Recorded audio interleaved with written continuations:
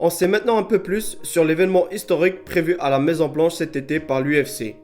Dans un épisode d'Impulsive, Dana White donne des détails croustillants de cette carte historique. Il raconte qu'une structure d'arène sera érigée sur le Southland de la Maison Blanche avec une cage UFC et une arc lumineuse spectaculaire qui donnera sur la Maison Blanche en arrière-plan.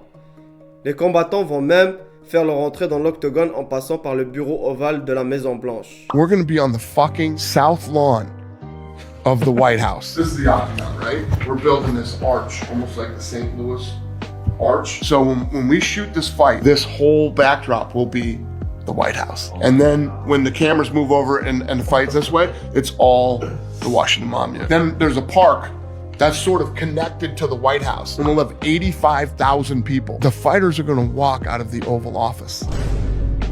It's a once in a lifetime opportunity that will never happen again. And they should probably have like a small section for anybody that had him on their podcast prior. Probably.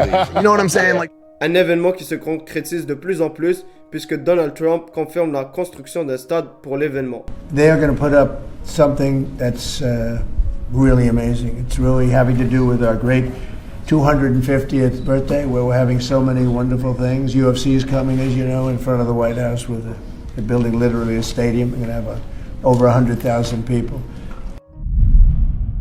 L'UFC 325 de samedi dernier a permis à Volkanovski d'accroître encore plus sa légende. Malgré un combat disputé pour le titre poids-plume, Volks a su tout au long du combat contrôler Lopez et montrer toute sa supériorité au niveau du striking. Une prouesse qui lui a permis de garder sa ceinture des poids-plumes et une prouesse qui aura laissé des gros dégâts sur Lopez. À la fin du combat, Lopez a vraiment eu du mal à quitter l'octogone. On le voit boiter et marcher très difficilement. On apprend quelques instants plus tard qu'il a potentiellement des fractures au pied, chose qu'il affirme en story Instagram. Volks, de son côté, revient sur l'affirmation de Tsarukyan qui désire descendre et combattre pour le titre des poids-plumes si l'UFC ne veut pas lui donner sa chance chez les lightweight. Il revient aussi sur son potentiel prochain combat. Do you think Arman Saryukian's call out is legit, or do you think it's just part of his? I think probably. I don't know. I don't know. He's not too tall. He's a solid dude. Can he make 145? I don't know. I'm not sure. But again, if for me, you know, everyone knows I'll fight anyone, anywhere. You know, he's obviously would be a great challenge, but I'm not taking that serious because, you know, maybe it's just, you know, he should be fighting for the title, right? Like he's the one that should have probably been there, so maybe he's just thrown out there for a bit of a laugh. I don't know, but yeah, I don't know. I just don't think I'm not going to pay too much attention to that till I know it's serious. I know I've got two serious guys in Lerone Murphy and Movzar, so I'll just really worry about them until someone says otherwise. Benoît Saint-Denis de son côté a délivré une masterclass contre Dan Hooker ce samedi. BSD a su imposer une pression constante avec plusieurs amenées au sol concluantes, une stratégie qui lui a permis d'avoir à plusieurs moments une position dominante au sol qui aura été fatale pour Dan Hooker. Lors de la conférence de presse, BSD est revenu sur les difficultés qu'il a dû faire face durant ce camp d'entraînement. Et tu avais annoncé un bain de sang avant le combat. Est-ce que tu es satisfait de ta performance ? Je suis satisfait pour plein de raisons. Je vais pas m'étendre dessus, mais je suis satisfait pour plein de raisons. Et je pense que pour les fans, ça a été quand même un combat sympa à regarder. C'est ce que je pense que les gens avaient envie de voir. Et voilà, dans l'ensemble, je suis content quand même de ce combat. Et fier de l'équipe. Comme je dis, je porte le deuil de ma grand-mère depuis un mois maintenant. Ça a été dur pour moi.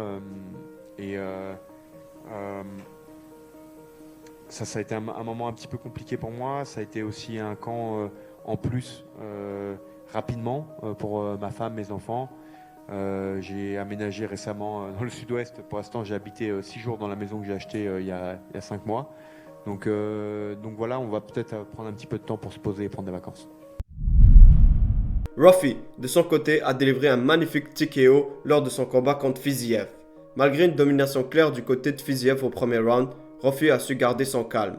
Connu pour sa puissance et sa précision dévastatrice, Rafi n'a eu besoin que d'un bon coup asséné à la mâchoire de Fiziev pour finalement venir à bout de son adversaire. Une victoire qu'il a su aller chercher difficilement. Après son combat, Rafi a délivré un message poignant dans l'octogone où il dit avoir perdu son frère qui a décidé de mettre fin à ses jours. Irmão, das últimas vezes que eu vi lutar, o meu irmão sempre estava ali. E ele se foi, cara. Ele tirou a própria vida. Meu irmão, e vocês não podem fazer isso. Fiziev, lui de son côté, réagit à sa défaite en story Instagram. Hey, всех приветствую. Салам алейкум. Что хочу сказать? Сказать нечего. Люлей мы хапанули жестко. Технический нокаут. Захерачили конкретно. Вбили бошку. Ну что поделаешь? Я живу ту жизнь, на которую мне хватило смелости. Да. Но у меня на нее хватило смелости. И у каждого из нас хватает смелости на ту жизнь, в которой мы живем. Я боец, я вернусь. Дальше буду топить. Дальше буду улучшаться, стараться, двигаться вперед. И постараюсь радовать всех своими победами. Я с этим справлюсь. Всем спасибо за поддержку. Shavkat Rakhmonov devait combattre l'ancien champion Bilal Mohammed pour le titre welterweight. Un combat qui a été annulé à cause d'une blessure à un genou pour Shavkat. Une blessure qui n'a visiblement pas encore guéri et qui tient Shavkat hors de combat depuis décembre 2024. Cette semaine, Shavkat a été aperçu avec une attelle au genou en utilisant des béquilles. Le même genou qui lui a fait défaut a été reblessé lors de sa récupération, ce qui a nécessité une nouvelle chirurgie en fin 2025. Son manager a confirmé qu'il devait manquer la majeure partie de 2026 avec une absence estimée de 9 à 10 mois supplémentaires après cette nouvelle opération. Pensez-vous que Shavkat sera de retour en fin 2026 et sera-t-il encore le combattant dominant qu'il a été? Laissez votre avis sous cette vidéo. Si la vidéo t'a plu, pense à t'abonner, commenter, partager et à lâcher un like, ça aide beaucoup la chaîne. Merci et à la prochaine.